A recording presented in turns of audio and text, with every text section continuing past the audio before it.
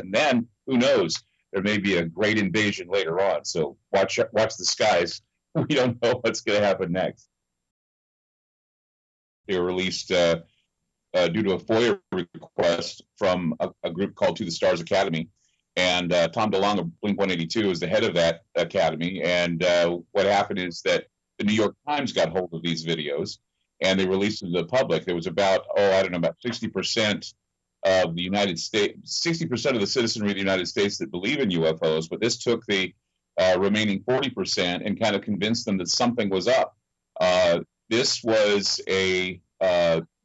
videos were actually taken in 2004, and they're called Tic Tac videos, the Tic Tacs.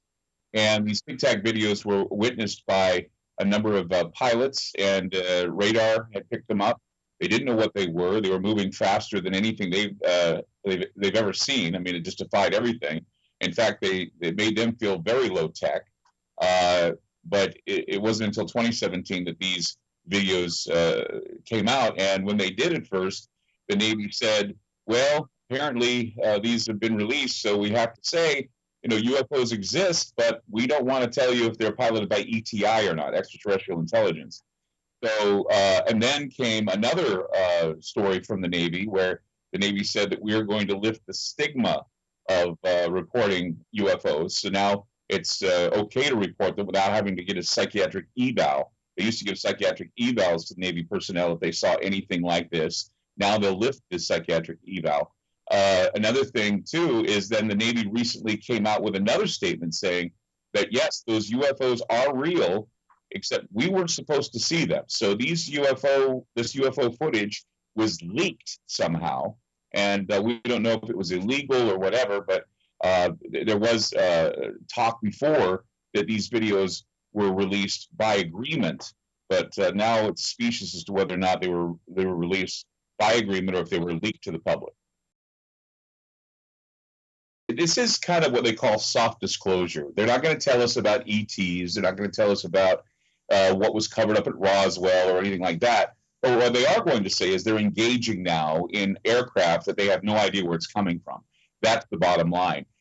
They've changed the nomenclature as well. You don't call them UFOs. You call them UAPs, or unidentified aerial phenomena. The reason why they're calling them that is because of FOIA documents. If you're looking for a Freedom of Information Act search, they won't give you any information on UFOs because they don't investigate UFOs. They investigate unidentified aerial phenomena, and that's what they put it as. So if you want any information about UFOs that the Navy's looking at, you won't get it unless you call it a UAP. The Storm Area 51 movement began as a joke on Facebook, and quite frankly, after a number of people showed interest, millions of people showed interest in going out to Area 51, the barren wasteland of Nevada, they decided to turn it into an event. Well, the guy who first started the joke on Facebook said that he couldn't afford any of the liability or any of the problems that go with this, so he kind of canceled it, said, I'm sorry, it was a joke, we kind of canceled it. But that didn't stop people. There were still about 1,000 people that showed up. They had a few events going on, and even some people tried to storm the gate, but they were actually held up. One of the first UFO stories I heard about was when J. Edgar Hoover was investigating UFOs that were sighted over the Ross Island Bridge. But the more famous UFO in Oregon, of course, is the McMinnville Trent UFO, which to this day has not been proven to be a hoax, where the Trent family took a picture of a strange UFO flying over Dundee, Oregon.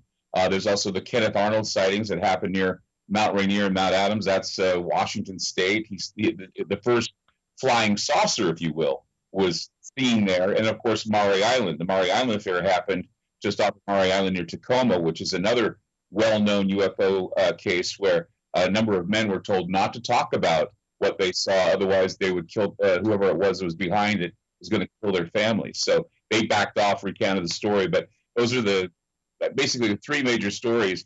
Most of the UFO sightings that happened at all in history, at least in contemporary history, happened right here in the Pacific Northwest. And that includes McMinnville, that includes Mount Rainier, and that includes Maury Island. So, the New Mexico says they have Roswell. We have those, and they were before Roswell. So we certainly are UFO center right here. I think that we need to start paying attention to the news because this soft disclosure is going to also yield a lot of new information about whether or not we are alone in the universe. Many of these crafts that are being seen are not necessarily piloted by aliens. They can be probes, for example. I mean, when we want to look at another planet, we don't send men there. I mean, we send men to the moon, but we don't send men to Mars and we don't send men to Jupiter or Saturn. We send probes. So I'm sure if aliens are out there, they're not piloting these things. They may be just sending them to spy on us. And then who knows?